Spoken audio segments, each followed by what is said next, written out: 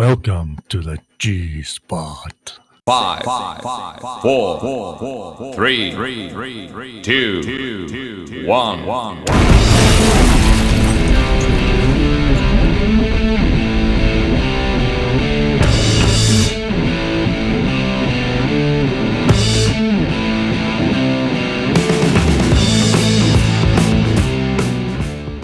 Hello everybody and welcome to Dynamic GT League's Dgt-G-Spot, where we get to discuss and watch the weird and wonderful things that happen in the Dynamic GT League races, whether it be crashes, overtakes, incidents, stuff like that.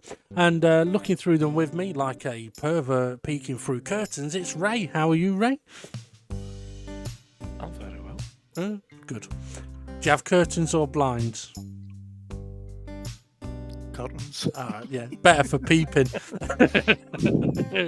you ever been caught peeping? All right, fair. Well, you're not that nosy, are you? Oh, that just reminds me, actually.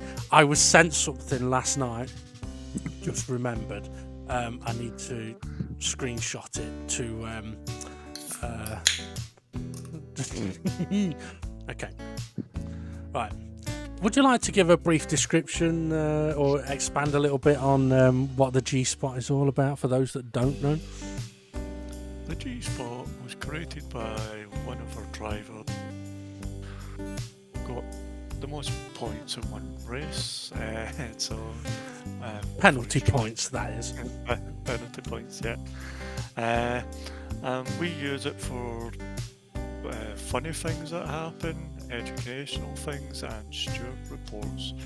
So we keep it all round, and it's all for shits and giggles, basically.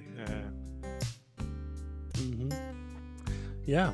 And talking about educational, did you know that except on Sundays, it is lawful to kill a Scotsman in York? If he's caught drunk or with a weapon, he can still be shot on a Sunday, except with a bow and arrow.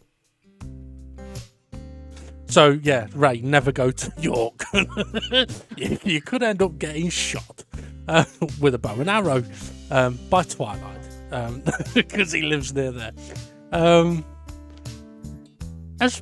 According to the fact site, and only in York, the law states that it is legal to shoot a Scotsman with a crossbow upon seeing one. However, any Scotsman caught drunk or with a weapon can still be shot on a Sunday, except with a bow and arrow. Really? Yeah, apparently so, yeah. Now, we're not going to be looking at Scotsmen getting shot in York, but what we are going to be doing is having a look at a few things that have happened in DGT League this week just gone. Now, I do want to mention that sometimes drivers will say to us, oh, have a look at this on the G-Spot, or we may spot stuff when we've done commentary, or we may have heard of like an argument happening during a race and we note it, oh, let's have a look at that. But sometimes it's not easy for us to see an overtake that somebody may have done and go, wow, what a move. So if we don't see those guys and you want to see them, you need to tell us that it's happened so that we can go and look at it. So, is there anything you want to add, Ray, or should we crack on? Yeah, do you know it's legal to carry a bow and arrow in Scotland? Is it? Yeah, so you can carry them around in public, in or out of a case, strung or unstrung. It's legal to shoot them anywhere, although you may attract the attention of the police if you engage in public. That's like saying you can drink, so you can drive while you've had a few drinks, but you might crash your car. Interestingly though, I mean, I was tempted a while back to get into doing a bit of archery, and found you can actually get a decent archery kit on Amazon for about 50 quid. just got a decathlon. Yeah. What's that then? I know it's a sports shop. We don't. I don't think we actually have them where I am. But yeah. Right. Okay. Shall we crack on? Yeah. Or should I say, shall we fire a bow into the realm of G? Okay. So let's get ready. In 3, 2, 1. Let's go. G1 race 6. Jason, you can walk from the airport. Okay, so this we saw in the background on the race footage. This is what happened to Dave the Harp at the end of the race. You don't really see exactly what happened on this spectator view. So for anyone at the time that had hoped that we were on this, you wouldn't have seen anything anyway other than Jason doing a bit of wall riding. So let's have a look. SRI getting his nose in up alongside Jason and Art Pal. And to be honest, Jason's just going to break a touch late, give Dave a little nudge, but it's enough of a nudge to send him over the grass into the kitty lifter on the other side. To be fair to Jason, he gets out of the way, pulls off the side of the road, makes sure that everyone goes past him. But from Dave's car, it does look and feel like a big whack. So I can fully understand why at the time Dave was thinking, what the fuck has just happened there?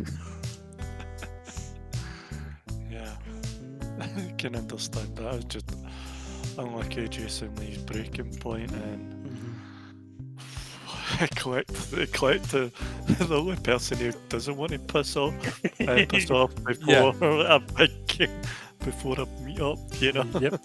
How long are you staying at Dave's, Jason? Now, to be honest, I was going to clip in the audio from my live stream. Because, I mean, I know Jason's got a sense of humour like we have. So I would hope that if Jason hears my live stream, what he said at that time, he will see the funny side of it. But it's I mean, I might still clip it in, but it depends.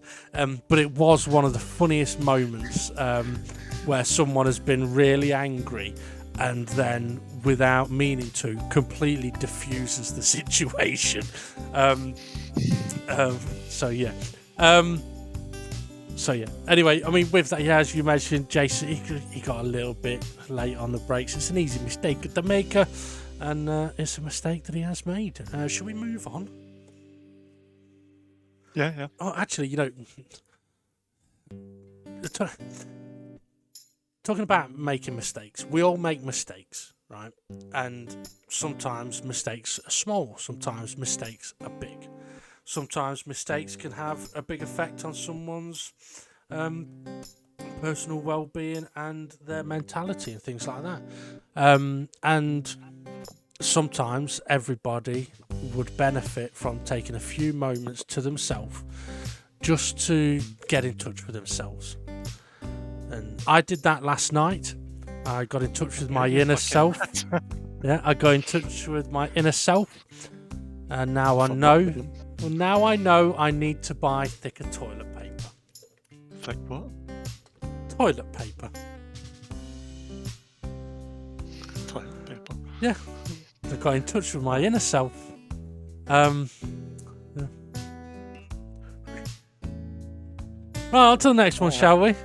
Yeah. Okay, 3, 2, 1, let's go. G2 race 6. Jimmy, what a move! Plus 6 points for questioning the stewards. Obviously that bit's a joke.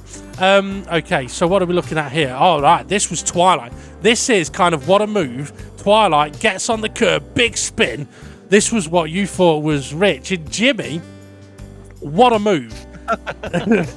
I did put down the inside. Well, it kind of bounced off the wall. Now, some may think, what the bloody hell is he doing? But I have a theory. Well, I have a couple of theories about this. One is the sensible theory, which is he thought Twilight was going to come back over to the racing line, so he went to the left. The other theory is he thought, I'll go past him on the left, and that's just what he did. But yeah, so there you go. Yeah, Thoughts on that? It was the first one. I think it was the first one. I hope it was the first one. You seen Twilight's car going kind of to the centre, so Yeah. Jimmy wouldn't know if he was going to keep going in the same to the right of the track. So yeah, I think he's just went, put the car not in the place where you think you don't think it's going to be. Is that right? Yeah, because it's less likely that Twilight's going to go over left towards the wall. He's more likely going to be in the same position or move to the racing line. So yeah, I don't blame him. I think Jimmy's done very well there. So yeah, really, really good. Yep, right, next one. Yeah, dead easy this week. In 3, 2, 1, let's go.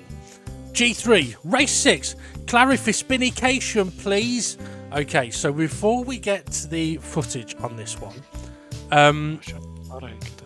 yeah, well, I didn't realise it was this one. Yeah, so we have been asked for a clarification of a situation of a spinification. So, Ray, what was the clarification request? Lap 7, SGP spin, and should Artpal have been okay to take the slip road? Okay. Now, before we do this, it's from commentators. All stewards haven't sat down And discussed it, no. Yeah, just so they know, and maybe when that happens, we can either put a separate post or something. I know one of the stewards isn't about this weekend. Absolutely. Also, Jimmy did say if we wanted him to have an opinion on it, he could give someone penalty points. After he blabbed his mouth off. Now, there are a couple of things that I do want to discuss before we do end this video at some point. One of them being about Jimmy previously, and one about last week's G-Spot. But let's get into this one, shall we? So, Artpal's asking for a clarification, and we did see it on the race footage at the time from Spectate View. So, let's have a look at what footage we see here, and then we can give our views as commentators. So if you're ready, and 3, 2, 1, let's go. So SGP over the mountain, and he dips wheel on the curb and the grass and spins around full 180. Artpal comes around the corner, and this is the view we had on the race footage, and we don't really see anything untoward there. Both cars then get out of shape down here. So just looking from that view, you'd go, well, there's nothing to really discuss. Okay, SGP dips that wheel on the grass, that's what spins him, does well to recover. I can't fault where he's ended up positioning his car either, from what I see here. His tyres were hot, that's why he's got sideways there. So from Artpal, he's coming around the mountain, and what does he see? Load of dust. SGP's car. Now Artpal does hit the brakes there and hits the brakes early, stays behind, and then follows SGP, then dips a wheel on the grass and ends up in the barrier and the wall. So that's the footage. So what do you make of that, Ray? I think there's two different. Well, the losing of the car where he hits the wall, that's, if we break it down, that's separate. So we'll go from till he gets up to SGP. SGP's back on full throttle trying to gain speed. If there was a wall there, he couldn't go anywhere. True, yeah, he wouldn't be able to take any service road, would he, if there was a wall there? Yeah. And then see, SGP's much slower. But then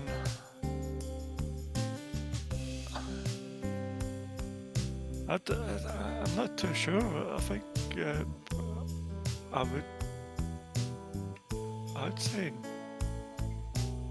no, because they're coming back into a slow section, so Artpal should be kind of ready to slow down anyway.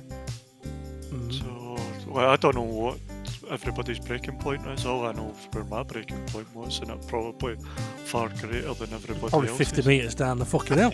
I mean, But yeah, it's not a Whole straightforward one, is it? yeah, I don't think you would have been able to use a Well, slip road unless he was much closer and he had to avoid. yeah, okay. Interesting comment there. I've looked at it a couple of times. Obviously, I've recorded it, so I've seen it a few times. SGP's had his spin. That can happen. He's hit the wall. He's carried on going. He's not done anything untoward, right? An art pal's come round the corner as you would, seen a bit of dust and dirt, and done exactly the right thing. Now, for me, I agree with what you just said, which is I don't think he was close enough I don't think he was close enough to be able to say, well, I was taking evasive, so took the slip road. I just feel it wasn't close enough. However, I fully understand coming around that hill at speed, a cloud of dust, car, and holy shit! And then a bit further down the hill, ended up in the barrier, which makes the whole situation 10 times worse. So I agree with you. I don't think he was quite close enough that you could say, well, he was taking evasive of a car and took the slip road. But what I think what I would say is, even if he was in a position, or if it was anybody in the position where they felt they had to take evasive and took the slip road and got ahead, they shouldn't keep that position, because they would be gaining a position off the track. So although they would technically be doing the right thing by avoiding a collision, they shouldn't be gaining a place from it. Well, unless a car's like extremely slow and stationary. Yeah, I suppose so. Situation dependent, but in this situation, yeah. I mean, it's like you said, if there was a wall there, yeah, it wouldn't be able to take that action anyway. But I think it's a difficult one. It will be interesting to find out what the other admins think, and I will get their opinions. It may not be on this G-Spot, because as Ray's mentioned, one of the admins is unavailable. And I would rather the admins have a discussion and have a consensus and be in agreement on what they decide. And the reason I say that is because every new situation that's presented to us, we all get down and talk about it, and it's like the four of us bounce off each other. It's not just Then that we go- either. I mean, you think about like in real life, where in say F1 they go, "Oh, we want our stewards to be consistent." Well, Just get massive. yeah, just get Michael Massey, just let everyone do anything they want. But no, because I mean, me and you have viewed it in with a couple of perspectives there, and I mean, the Steves may disagree with our thought of he's not close enough to take evasive. They may think more of, well, looking at the speed they're going, because you're at top speed coming into that section. So, yeah, things happen very quickly and you make decisions in a fraction of a second. So, yeah, but I just think it's better if we have the opinion of all of them. Anything else to add on there? Well, one of them we can't have opinion on because he's. But Well, then to go forward as a league, we need to sit down and try and maybe put something a wee bit more simpler. I tell you what, I'm going to spin the question slightly differently, just in case we've not fully understood the question. Okay. If the question was, could I have taken to the slip road, gone past him, and given him the place back, would that have been okay? Yeah, would have been okay because Yeah, he's given the place back. But absolutely. So that question, that answers that question. The next question then would be, would he have had to give the position back? And that's where it's going to sound bad, this, but it is situation dependent. It's not a straightforward. It's not a cut and dry line of yes or no. It's not like he's just getting going again. He's already at like 100 mile an hour when SGP when Artpal catches up to him. So it's not like he's just get going again. I could see if it's just get going again, as in like he's just starting to accelerate. I understand that, and that would be a different situation where possibly the outcome would be, yeah, you could have used a slip road, and because SGP's just recovered from a crash, I wouldn't say you'd have to give the place back, but SGP is on the throttle and at 100 mile an hour or just over. Yeah. By the time Artpal gets to him. I suppose that's where it comes in about you saying if he was closer. I mean, there's so many minor factors that could affect what outcome would be allowed and what might not be allowed. So yeah, but we'll see what the other advocates say. At this point, I want to just take a quick break from these G's to ask you, Ray, what you thought about the special feature on the G-Spot last week, with us putting out the recording of how a report was dealt with. I thought it was good, except for the munching. I felt that I was getting hungry when I was watching the video back. To be fair, when I did listen back to it myself, I didn't realise how bad it was going to be. At the time we were recording it, though, I was fucking starving, and my dinner had just turned up. And yeah, I could have gone on mute, but I didn't. But that just shows the drivers how we go through everything, and for one of the stewards to be going, no penalty Jimmy, penalty Gary, and then three others siding with each other, but we gave our views on it, and we actually went more into detail about track limits and positions of the cars and whatnot. So yeah, I mean, the thing it is, just shows them all what we actually do. We don't just go, nah, fuck him, just give him a penalty. The thing is, well, I mean, the thing is as well, I mean, okay, I know the audio's a little bit frustrating with me munching for like 40 minutes, but if I'd have muted myself, it wouldn't have been a normal stewarding situation. That would have been a different factor. Because we're munch and eat while we're doing it. Exactly. Yeah, some of us might be having dinner, some of us might be dealing with kids, some of us might be dealing with a couple of other bits. We have lives, and so yeah, I mean, if I was the kind of person that would normally go on mute if I wasn't talking and then pop off, then it wouldn't have made a difference. But to do it on that occasion would then have made that stewarding feel different for me. And I wouldn't be able to. It wouldn't be natural to me. So I know when I edited it together, not that I edited any of that, but when I edited the whole video together and I heard the munching, and I thought, oh, do I try like muting me and clipping me out? I thought no, because it shows the reality of it. Yeah, it is what it is. We'll only do it one night when we're all pissed. Fucking hell, yeah.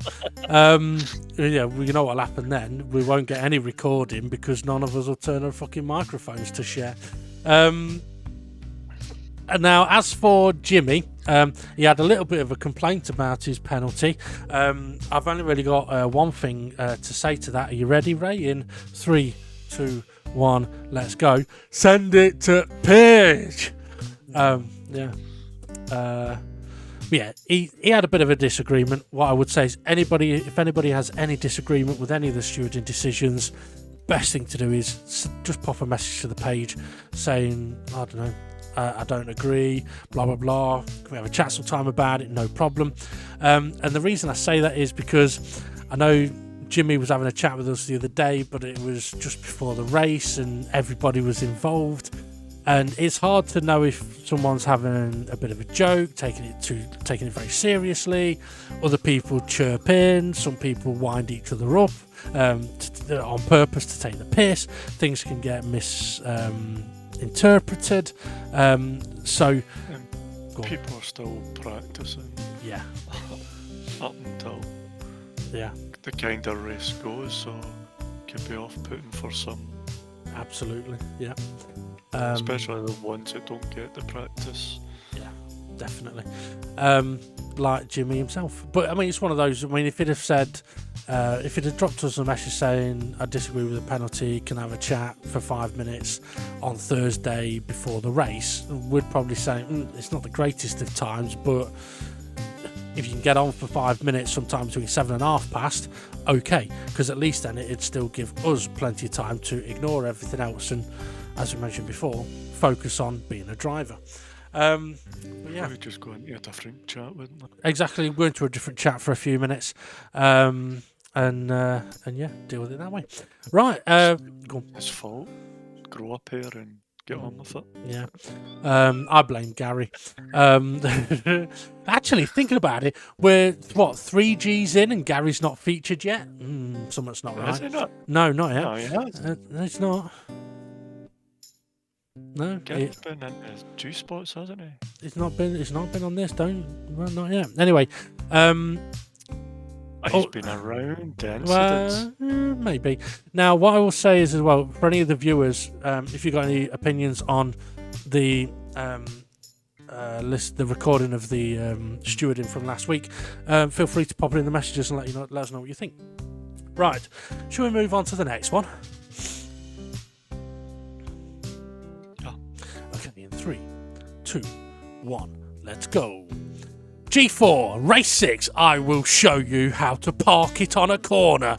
Oh Lord, Jimmy. Now, this is me on the view that I was using on race day, coming around the corner and going, holy fucking shit! And there's Jimmy. Now, we didn't really see this on the race footage, but let's have a look. This is what happens to Jimmy. He takes the barrier, spins it round in probably one of the narrowest parts on the track, and there we go. And Jason and SRI just managed to miss him. So this was the view from SRI, who's done really well to avoid that. This is the scary one. Go through. Imagine if I'd been using this view on Thursday, coming around the corner. Holy shit! Even now it makes me fucking jump. If I'd have been on that view, I think I would have physically shit myself. Because I had a bit of a dodgy tummy anyway. So, yeah. Now, as you were saying, yeah, absolutely right. Me and Jason do go through him. So, although visually he didn't look ghosted, thankfully, we were able to drive through him. Not that we could have done anything if, he hadn't been ghosted, but yeah. Any comments on that? I don't. I had a warning, so I just had to kind of figure out where he was. Because after you shouted, I was like, right, okay, so somebody's somewhere up here. Yeah. I mean, I don't blame Jimmy. Anyone can crash there at any point. Yeah. And also, I mean, okay, he's moved a little bit, but I don't think it matters which side of the road he's on. He's blocking the road. There's nothing he could have done. I hold no hard feelings to Jimmy on that one, but he is going to get a -3 point penalty. No, he's not. But yeah, but also, I mean, the in-car. I'm so glad I did not use the in-car view at Bathurst. 2 reasons that I didn't. One was too many. Going up the mountain. Absolutely, got one. Not just up, going up and down the mountain. I mean, for you folks, feel free to go back and have a look. I can see fuck all out of that left-hand side. and it's shown with you can't see the wall next to me, let alone a car around the corner. And the other reason was, like I mentioned last week, where when it got busy around other cars, it was hard enough at Red Bull Ring struggling to see people. Imagine if I'd have ended up side by side with people around Bathurst on in-car view. I would have been causing carnage. So, yeah, I think I'll just have to accept it's difficult with this one and go with a different review. Do you think with the way consoles are going, they'll ever introduce, like, we're not going to get VR racing in player, but do you think they would ever introduce, like, Track IR, where you put a wee clip on your headset or whatever? So you can look. You can look and check your mirrors and that. Do you think they'll ever do that anytime soon? Like, I think it's a good fucking idea. They're getting close with the they're getting great with the graphics. Surely. Thinking about it should be doable. Because if you think about it, on a PlayStation, the virtual reality works. There's a camera that picks up dots on the headset to know where you're looking at, to then give the information to the screens in front of your eyes. So I think the technology's there to do that. But then, you know what? I bet I know why. It's more a struggle with your VR because it's having to produce it to your screen and your VR. Yeah. Well, here's... Where if it's Track IR, it doesn't have... All it needs is just a wee... system in the background, a wee program in the background. But there is one issue with it, which I've just thought of. Okay, right. You're sitting there, you're driving along, and then you look to the right a bit to look in your right-hand mirror. But where are your eyes looking at?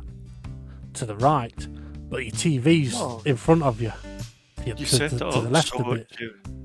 You set it up. It's a program. You can set it up how sensitive it is to how the edge, like if you were looking to the edge of your screen, before. It's a good idea, but knowing what blokes are like, they're going to be looking down at their own knob all the time, and they'll end up crashing into people because they weren't looking in the right direction. But I do know what you mean, though. Just being able to look a little bit to the side would make a big difference. Because it's like, okay, on the in-car view, you can have look left and look right on buttons, but it is fully look left, fully look right. You can't gradually look one way or the other, which it would be better if you could do that. And to be fair, on some of the other, on the front bumper view, I think you can look left and right, but on the bonnet view you can't. So, yeah, I think they could definitely do more, and I think it's not a bad idea what you've had. You'll have to copyright, trademark it, and see what you can do with it.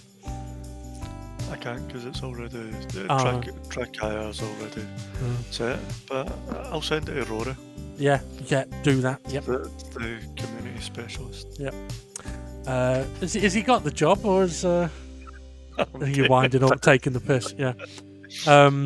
But yeah, you know what? It would be a really good idea because then people like that fucking Kimmy could have a mirror in front of him and take a good long hard look at himself. Right, should we move on to the next one? In 3, 2, 1, let's go. G5 Race 6, Parting of the Swees. Okay, we didn't really fully see this on the race footage at the time. It was on the pack cam. Jason and Art Pal side by side into the final corner. Little bit of a nudging. SRI in between the two of them. Lovely move. And then when you get to turn 1, all SRI needs to do is go around the corner. However, there's a Swede there. Now, you don't really see the full extent of what happened here. So when we have a look at the footage in its entirety, from SRI's view, we'll see it all from here. Jason is going to have a little wobble on the curb. That's going to send him into Art Pal, which gives him another wobble. It's tiny. Opens up the space. SRI goes through. beautiful. What a move. And then you're going to spot the moment where Jason goes, oh shit, there. And he realises he's not making the corner, puts Ray off, and carries on going. Now, Jason has done the right thing here and waited. And he's waiting, and Jimmy comes past. And then Jason fucks off up the road because his thought he's given the correct car the place back. But unfortunately, he hasn't. So SRI was still behind Jason at that point. So thoughts on that one, Ray? You can fucking walk, Jason. See what happens. It's clear as day. He's missed his breaking point. Well, I'm not going to the meeting, so he's alright. He's a great person. Well, unfortunately, in my audio, it cut out whatever you called him then. It said, I'm not going to the meeting, so lovely person. Oh no, I'm not going to the meeting, so there's only one angry person. There you go, so there's only one. That's fair enough. Okay, I mean, what I will say about it, I mean, that's one of those clips. I mean, obviously, I have said while we're watching it, you will see the moment where Jason realises he's fucked up. But it's one of those where if I was watching that as a steward, you can see from the action of Jason's car where he's hit the brakes, he's sort of moved across to the left a bit, and you can tell the point he's realised, shit, I'm not making that, because his car does this little wobble to try and get over onto the curb more, and yeah, it ends up in a crash. So he's tried to take evasive. He's also tried to give the place back to the wrong person. Yeah. Now I will admit, Jason did send a message, didn't he, in the main chat, apologising, saying. So he's realised himself afterwards that he'd given. I mean, are you going to put a report in on that one? He's apologised. Yeah. I don't see. Yeah. I don't think I was holding that position for long. You weren't, not until the end of term one. But no. Yeah. Came and apologised afterwards. I can get how he's just missed who he's waiting for. Like, there's a gaggle of cars there and whatnot. I mean, even the most experienced of us can be looking away from the track and then realising, shit, the breaking point's already behind me. So it can happen. I'll check his points before I do that. That's, yeah, definitely. Okay, now before we move on to onto the last one, there's a couple of things I want to touch on. One of them is, I'm just wondering if there was, when you was a kid, if there was ever a toy that you wanted so desperately that you'd beg the parents for. Like, oh, can I have this for my birthday, please, please, please? I'll have it for birthday and Christmas. Yep. No. Oh. I never begged for toys and gifts. Well, my niece said to me the other day, because I want a Barbie and a G.I. Joe for my birthday. And I said, doesn't Barbie come with Ken? She said, no, she comes with G.I. Joe. She fakes it with Ken. Oh, Jesus. I like that one. Right. Okay, we've got one more to go. And It's a long one. it is a long one. And this is a tough one for me because there's a serious part to this, but also a not serious part. But a serious part, but also I don't want to be serious. But at the same time, I think as admins, when all of the admins have seen this, I probably would all be in agreement of saying to Wait till the end and then Hmm. see the Well- admin. Well, no, the thing, what I want to say is, what we're going to view is something that we don't want to be seeing happen. So, anyway, right. Well, let's get ready. In 3, 2, 1, let's go. Gee whiz! Formation lap drama. Okay, so on this one, we're on Rich Blues. He loves the formation lap. I'm on Rich Blues just because it allows us to see quite a bit. He has a bit of a wobble here, and we're about to start the formation lap. Now, Rich has just tagged the back of Gary and Jimmy there, and then overtakes them. Now, I don't know what he's doing. He may just be messing about, may not have realised it was a formation lap. He's letting them back through, and then he gets a bit of a knock from Jimmy. It's almost like Jimmy's hit him, saying, "What the fuck are you doing?" Now, Jimmy and Rich are best of mates, so they would have no issue with giving each other a bit of a nudge like that. It's nothing that they would worry about. But from a spectator view, or from potentially an admin's view, it's not great to see. And at the moment, there's not a lot going on here. Now, the cars are going to speed up and slow down at different times. That's what happens on a formation lap. But things do start getting a little bit silly, and these are things that I know I personally don't like seeing these kind of things. Although these guys are just they're just messing about, they're having a laugh, and they don't care.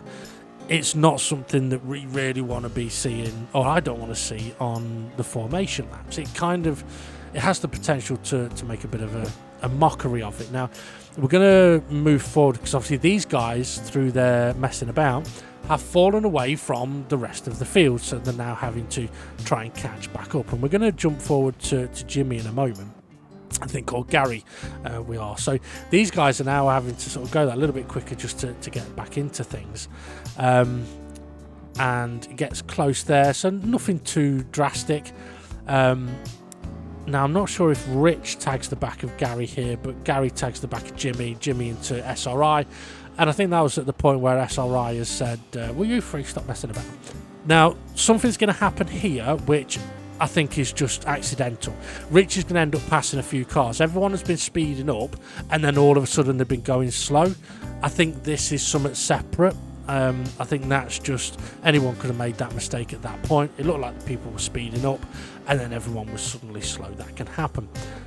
The rest of it, though, yeah, I have my opinion on it, as I'm sure SRI will have his opinion on it in a moment. Now, I suppose one question would be, is are they actually going to be able to start the lap without going off the track? Well, let's find out, shall we? So they managed to not hit each other right now, but everyone's going to be getting up to speed now. No overtaking till the start light gantry, so this all fine, no problem. Do they make it turn one? Yes, they do, although Jimmy nearly absolutely bins it, and there they pass Twilight. So that's the end of the footage. Your thoughts, Ray? Yeah, I did. I know it's for the league set for having a laugh and whatnot, but you're in a formation lap, but it's where drivers are in their final moments of try to figure out what they're going to do with their pit stops and whatnot, and they're overtaking places and whatnot, getting their some drivers put their fuel into lean mode, so they've got to get it back onto Rich, and not Rich as in the driver, but Rich mode, and that, and then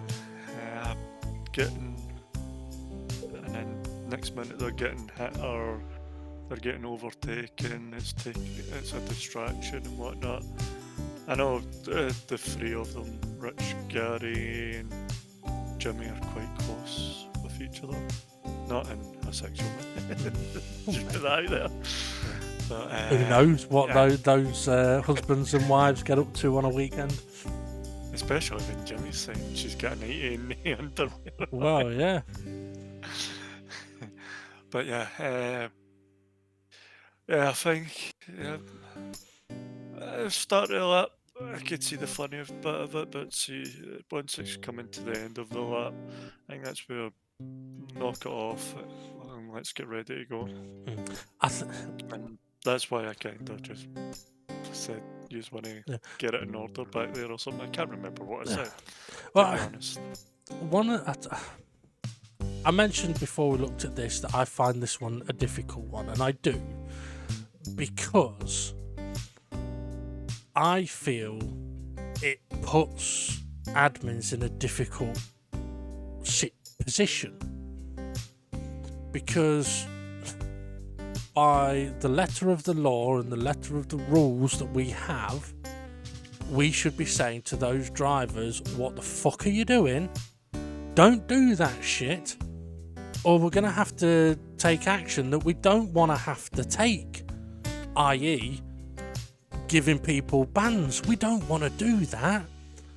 So don't go doing stuff, please, that puts us in a situation where we may have to make a decision. And the reason I say that, I mean, some people may think I'm overreacting here, but let's just say, for example, a report was put in about that. We'd have to look at it as stewards, and there's nothing we could do as stewards to not take action, to not then have to make a decision to either just bollock the guys and say no more, or take further action. It's not a situation we want to be in. There is that as well. And then we don't want to going on that others start doing it, and then your whole formation lap is just a comedy show. Yeah, I mean, we have championships where you can smash into each other, guys. Just wait for those. I mean, it's like I said before we reviewed the footage. There's a seriousness to it, but there also isn't. I fully understand. They're just having a laugh. They're just messing about, and that's what we're there for, to have a laugh, and to mess about and to have fun. But I mean, it's a little bit like if someone started driving the wrong way around the track in qualifying. Oh, yeah, you're probably not going to be seeing the racetrack again. Yeah. Because we can't ignore that. Or if somebody started driving the wrong way in a race, unless it was allowed within that championship. So there's a seriousness to it, but at the same time, I don't want to make it serious. But I know personally, I want to put the message across of, please don't do that, guys. Please. The formation lap is a different thing we've decided to try and do this championship. Some will like it, some won't. Some might find it boring, some won't. But the formation lap, technically the rules still apply. So yeah, don't put us in a situation where we may end up having to make decisions that we do not want to have to make. And I haven't got any jokes left to lighten the mood after that. Fuck them. You know, who's that, Fluffy? But I mean, I was in two minds whether to start the G-Spot on that video clip, because it was at the start of the event, or not. But I wasn't sure about ending on it. But I don't know if it's just me that I feel conflicted over that kind of thing. I don't know if it's just me overreacting or not. No, I do feel conflicted because we are trying to do something new, and we are a league. Most of it's for fun. There is a competitive and serious side of it. So, yeah. It's how do we balance that all out? It wasn't reported, it was just mentioned. Well, maybe that's where maybe that's where hopefully the drivers, our friends, can be understanding when an admin may say something like, "For fuck's sake, guys, don't do that shit. Come on." Wait until the smashy ones. But no, I mean, it's not a pretty thing to watch and talk about, and yeah, some may feel it's making a mountain out of a molehill, but I just hope that anyone listening to this can understand why it makes us conflicted, even though it may not seem like that much of a big deal. But yeah. I don't know what else to add to that without sounding like a grumpy old man. I'm afraid. Yeah. Well, that's Rich's second time on a G-Spot overtaking in a thing. Yeah. Now, I mean, Rich didn't make it to the end of the race, but not making it to the end of the race doesn't mean you can't get penalties. But yeah, I mean, at the end of the day, we don't want to give penalties. We don't like giving people penalties. We don't want to give people penalties. We talk about it, but we try our best not to. Yeah. I mean, one thing I will say is, without having the G-Spot, we wouldn't be able to look at something like that and talk about it as we have done. If we didn't have this, what would our other option be? Just to talk directly to the guys and going, "Don't do this," which, okay, we could do. But yeah. It could have just been straight to a steward. Absolutely. So yeah, don't do that, guys. Right, I need a funny to finish on, and I haven't got any. I've got nothing. I've got nothing in the bag. Not even a pair of balls. No, they're drained. That's a fuss video. No. I'll tell you what, Valentine's. What did you get Kirsty for Valentine's Day? A chocolate bar. A chocolate bar? Yeah. Oh, what was it? A Toblerone? No. Galaxy Smooth. Is that because she means the universe to you? Right. Yeah. We're not big on for us. Gifts and good kids. No, true. Yeah. Well, the reason I ask is because I was in a supermarket the other day, and a woman comes up to me and goes, "Hi there," and I was like, "Do you know me?" She goes, "I think you're the father of one of my kids. Are you the stripper from the bachelor party that I made love to on the pool table with all my buddies watching while your partner whipped my butt with wet celery?" And she goes, "No, I'm your son's teacher." I've seen that. Right. And on that soggy bombshell, have a good one, everybody. And don't fuck about on the formation laps, you knobheads. Right. I think I've got that off my chest. Ball bags. Yeah. Right. Thank you, Ray, for joining us. No worries, thank you. Bye.